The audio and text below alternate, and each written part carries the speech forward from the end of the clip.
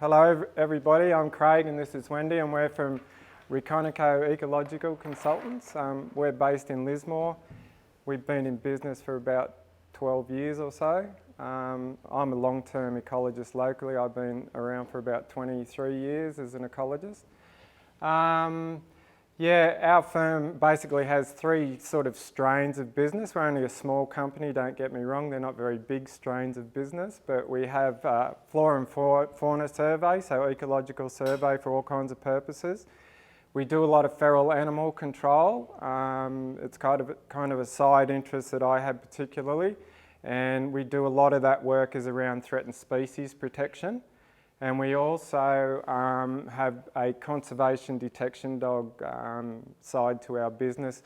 They all link and tie in together. We use the dogs for the feral animal component of our works and obviously for our fauna survey works around koala. We're here today mostly to give a practical demonstration with our dogs. So I said to Sarah, who works for us here as well, that I don't have a nice PowerPoint presentation, but I've got a great PowerPointer presentation for outside. So we brought our most experienced dog along today, Jet. He's absolutely amazing. And we've also brought a young dog, Olive. As a matter of fact, interestingly, the koala scats are olive shaped. We've got an olive dog. And so Olive's in training, and Wendy's going to talk a bit about that side of things, about how we're doing a bit of training with Olive and how the practicalities of the detection dog work. Wendy might run us through that outside or something, because we're a bit worried about the dogs at the moment. They're in the truck, they're all good and everything, but they'll be getting a bit sort of ready to rock and roll. So you'll see it, Jet's a total machine. He's been in that car for a little while now, and all that dog wants to do is get on the job and help us find koalas and what have you. So he'll be a real handful when we get him out. Just quickly, you can survey for koalas many different ways. You can do active searches for them. You can go out and look for them. You can spotlight for them. Thermal drones, another one like that. That's very common now and very effective by all accounts. The technology is getting better and better.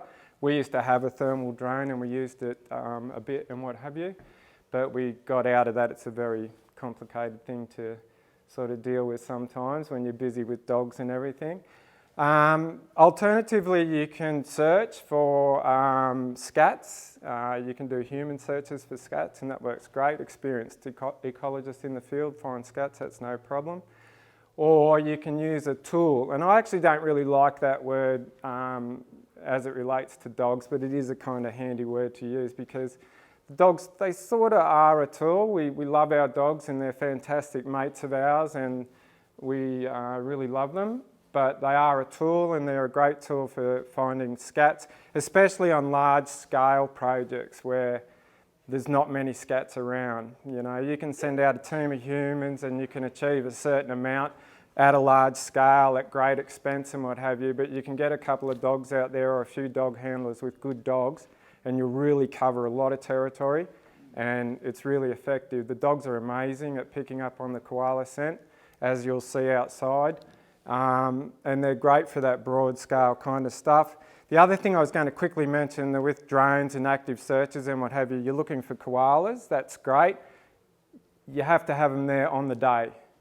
But when you're looking for scats, it's a historical record, so it's a slightly different thing. So if you can find the scats, the koala might not have been there, it might not have been there for a long time.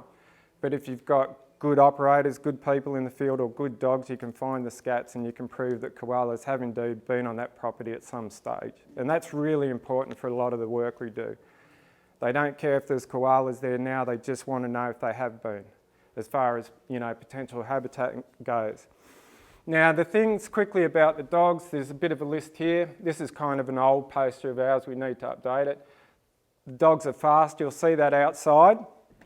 As far as, you know, finding pellets out there today, you or I could go out there and we'd probably spend a lot of time looking around trying to find these pellets that I've put out already, by the way. And we'll see how long it takes Jet to find them.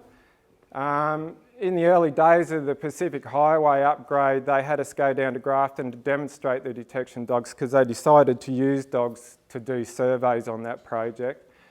And that was, to be honest with you, largely on account of our demonstration, probably. I say very humbly. But we went down to Grafton and we met all the bigwigs on the Pacific Highway, upgrade the environmental manager and what have you, and they said, okay fellas, you're here with your dog, show us what you can do, sort of thing. I'll just bump my recorder off. So we went down there, we laid out about 6 lots of koala pellet on this really big football field, and all these bigwigs were there. I was totally unprepared for it because, you know, I just thought we'd be showing a couple of local environmental officers the process, and we got Jet out of the car and went, you know, find the koala pellets, and Jet just went bang, bang, bang, bang, bang 6 times, right? Took him a couple of minutes. And the environmental manager, you know, went, oh wow, that's awesome. How effective is that? That's a great tool, you know. And then they investigated using the dogs on the project, so it was really rewarding. They are very fast. Focus, so you or I out doing scat searches, you know, a hot day, long day, you lose your focus a bit. The dogs are really good like that. They are affected by the heat and what have you, but they love working. And they love being on the job, trying to find the target scent and get the reward so that they stay really focused, especially if you're a good operator, good handler, and you manage their fatigue and everything. They're really great all day. No bias. You can't help yourself when you're an ecologist and you're out looking for koalas. You go, tallow wood over there, mahogany over there, you know, forest red gum there, and you tend to wander towards them. The dog doesn't know mahogany from a tallow wood from a forest red gum. Lack of bias, because you find koala pellets under all sorts of trees. Koalas occur in all sorts of places you never think they would. And you find their pellets with the dogs under casuarinas, melaleucas, doesn't matter. We also use our dogs for fox detection, feral cat detection, so that ties in. Foxes will prey on koalas and everything, so they're really great in a lot of regards. We track them with a fancy GPS collar. And, you know, we do a lot of GIS, we record their tracks so we can show the client where the dogs have been. Then we'll record the finds and everything, and on a landscape view it all starts to make sense with koala corridors and what have you. High drive, as mentioned, and ball reward, and we'll show you that outside. Bit of information here, and you guys can come up to these posters later probably, we'll put them outside. But this is how it works with, say, scent occurs in a cone. So if I'm here, my scent will go this way on the wind in a cone shape, right? So this is how the dog manages that. So target scent, if it's straight upwind of the target scent, it hits that cone shape, the dog. This is the path of the dog. It's like a pinball. So he'll go this way, comes off scent, goes back the other way until he goes off scent. Then he'll change, come back this way and work his way into the target. It's really amazing. And you can see it. When you know what it is, you can really see it in the dog. Downwind, same sort of deal. So people go, well, you got your koala pellets out there, your dog's just gone right past them, mate. And you go, yeah, because he's got to get in the wind. He's got to get on the cone. So they will. He'll go right past that every day until he hits the cone, and then he'll go right. He'll maybe work up this way and go, no, it's not getting stronger, and then he'll ping back to there. And same sort of deal if you're on the crosswind. So it's really cool. And this is a bit of a demonstration here. If you could hold that one up, Wendy, thanks.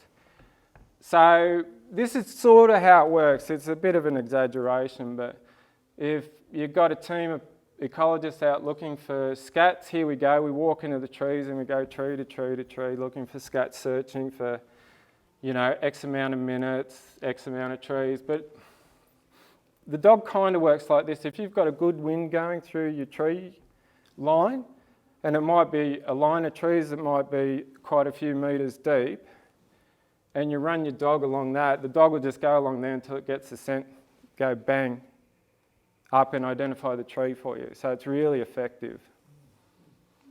What if there's no wind? Yeah, you got to survey more than, yeah. So ideally you have some wind, yeah. They'll still pick up, but they'll have to be closer to the scent. And on a good wind this distance here, like I've been working with Jet, and you people will probably think I'm bullshitting, but I've been at least 50 metres out from the pellets, and he's gone along here, done a U-turn and just run 50 metres up here and gone bang. So, yeah. Anyway, Cool. that's about it. So that's how the process works and everything, where we're coming from. So we'll go and give you a demonstration of the dogs that work now. What happens if they find a live koala on the ground? What they do then? Yeah, I've been doing it for about 7 years. It's never happened. The dogs are trained not to engage with wildlife, so yeah, but they would probably just go, "Whoa, what's that?" And yeah, yeah, Keep away from that wildlife. yeah. So they don't. The Jet, and you'll see it. He's totally uninterested in everything else except finding pellets. So he comes across all sorts of things, you know. A wallaby on the move, you know how dogs are moving, prey and what have you, might get a bit of his attention quickly. You'll go, that's interesting, but generally not. They're really good like that, yeah. All right. Can you just say something about the ageing of pellets? Do they, does it depend on the weather? Can they be years old or whatever? Yeah, that's a bit of a tricky one to get a proper handle on. So that's the other good thing about the dogs is that they will find pellets that are quite old. I don't know about years old, but a year old, you know, that sort of thing. It depends on the conditions on the ground too and how much degradation there's been. And the other thing, the dog will find pellets that have turned to mush, you know, and as a human you'd probably never know it was a koala pellet that was there. But the dogs will pull up and go, "Whoa," there, and you look and you can see this remnant koala pellet when you're experienced and you go, "Yeah, that was a koala pellet." So they have no problem with possum and koala distinguishing between? No, I've never had Jet indicate on anything but a koala pellet. It does happen apparently, but these dogs are so well trained and everything that, yeah, you just drum it into them, koala. And if they pulled up at something else, you just ignore it and they don't. Yeah, Jet's never found anything but koala. So, yeah, it's really amazing. Yeah. So do you get Jet to do other species? Like, Yeah, Jet does other species. Yeah. when you send him out looking for scats, would he accidentally find? Yes. Yeah, that happens. So if Jet's on, he's on red imported fire ant at the moment with the Department of Primary Industries. So if we were out in a zone of koala habitat, we're looking for fire ants and Jet finds koala because he's Goanna, you can't say don't find koala today. He'll find it, but I won't reward him. I'll go, "Good boy," give him a pat, you know, and remind him it's a good thing, and then I'll keep going. And when he finds a fire ant nest, I go crazy and I go, "Oh, good boy, that's awesome," you know, and throw the ball 5 times for him. And then he kind of gets it eventually. He'll still pick up on koala, but he'll look at me and I'll go, "No." And then we move on until we find more nests. So you can turn them off a bit, not completely.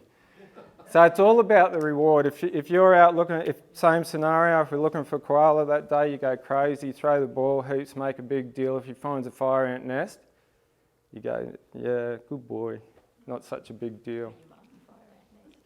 You mark the fire ant. Yeah, my word, yeah, absolutely, yeah. So no, we have them on a couple of scents because when you do it professionally, you can't have it's hard to have a dog on one scent because you're limited work-wise to your opportunities. So in an ideal world, you would, yeah. Do you train them yourself? Sort of. We originally, Jet, he was trained by a really well-known trainer in Sydney called Steve Austin. He's quite a famous dog trainer. He did the dogs for Macquarie Island back in the day where they rid the island of all pest species, you know, and it's rejuvenated now. And his dogs were on the postage stamps and everything. So Jet's one of his dogs originally. But we kind of do train him a bit now with advice from guys like Steve. So Steve's sort of semi-retired. But we still work closely with him. He's a good friend and everything. But we work closely with another guy called Ryan Tate who's in Port Macquarie. So they're these really top-end dog trainers. So our dogs are really expensive. They're trained by really expensive dog trainers, and they're worth lots and lots of money. There's lots of money and effort, months and years of effort goes into them. And one of them, Frankie, passed away suddenly last year for an unknown reason. And, you know, as well as all the grief that you go through, you just realise, oh my gosh, that dog, how much, you know, effort have we put into her to get her to... She was awesome dog, detection dog, as well as a fantastic dog. So we'll go and show you these guys at work. So he's going to demonstrate. We've put out some koala scats out here before everyone got here, and he's going to show you what he does. So he does everything for the reward of a ball, like Craig was mentioning. So he is absolutely ball crazy, and that's what you want in a detection dog. Someone who's OCD on the ball, which, you know, doesn't necessarily make for a great pet as such, but makes for an awesome detection dog. And he follows commands from Craig. You can see he's looking directly at Craig. And Craig he's got a whistle on him. He uses the whistle, 2 whistles change direction. 1 whistle is sit and stop, stop and sit. And then 5 whistles is come back to me. So you can kind of direct Jet around. So All right. I'll just let Craig Okay. show you how it all works. So when you choose a detection dog, a pup for training and that, one of the main things you look for is their ball drive, or it can be another drive, food drive and what have you, but springers, they tend to like the ball. So Jet will work with you all day, every day, on the chance that you find scent and you throw that ball for him. Jet,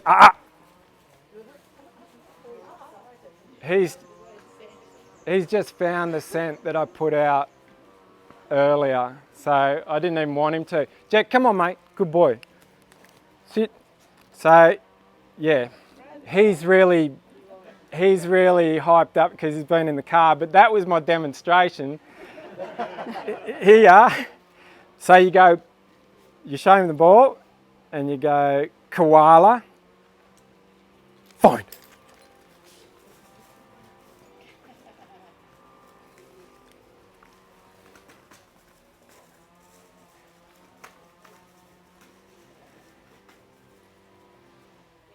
Yes, good boy, and you go crazy. You go, yes, good boy, good dog, because those pellets are in a like a stocking. They're a bomb, so I can throw them. I haven't been over there. Well, actually, I did, but I throw it so so I don't have scent going in there. So, good dog, well done. And you chuck the ball. So it's all about having fun, right? So you make a big deal of it. He found the koala scent. He thinks he's pretty good. Come on, mate. He has it. He loves the ball, right? That's pure joy, isn't it? Like, yeah, good boy. You have trouble getting it off him sometimes. Good dog, good boy. And you chuck it for him a few times, you know. He did a good job there. Olive and Jet are both Springer Spaniels, so Jet's really big for a Springer Spaniel. He's about as big as they come, whereas Olive's a bit more normal size. Hey Olive, how you going, pup? You're a good dog, aren't you? Yeah, look at this. So Olive, has Wendy explained she's in training and what have you? Yeah. This is a first for Olive, so it's really good. This is what we need to do with her. And so the other reason why I'm putting the scats into that brick is so she can't actually get to them, because her natural, sometimes dogs, they want to pick them up in their mouth, which is okay, but sock. yeah, if they move the scat, you know, then you can't find it again. And if you need to collect it for DNA analysis or whatever, you just, yeah, so it's all part of the training of getting them to do exactly sort of what you want to do. And yeah, they pick it up pretty quick. So we're doing the ball thing? Yeah. Yeah, did you explain it to the guys? So yeah, once Olive goes and puts her nose on that, Craig's gonna deliver the ball to the actual sort of brick area so that she knows that's where we want her to be, and she'll get the reward if she's there. That's part of the indication training, yeah? Yeah, yeah. So we're trying to get her to stop and indicate there. Girl, good pups, good dog. Look at this, nice. Koala, find.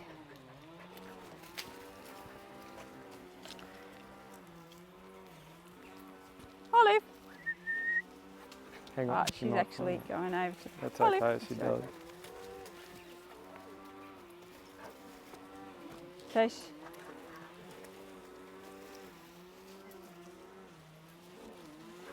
She's distracted by that other one. yeah. Yeah. Yes! Woohoo! Nice Yeah, job! nice Good job, girl, Olive. Woohoo! Nice job, Yeah! Olive. You're champion. Good girl! Yay! Nice job! Woohoo! Yay for Good Olive. pups. Good pup. Woohoo! Yay. Yeah.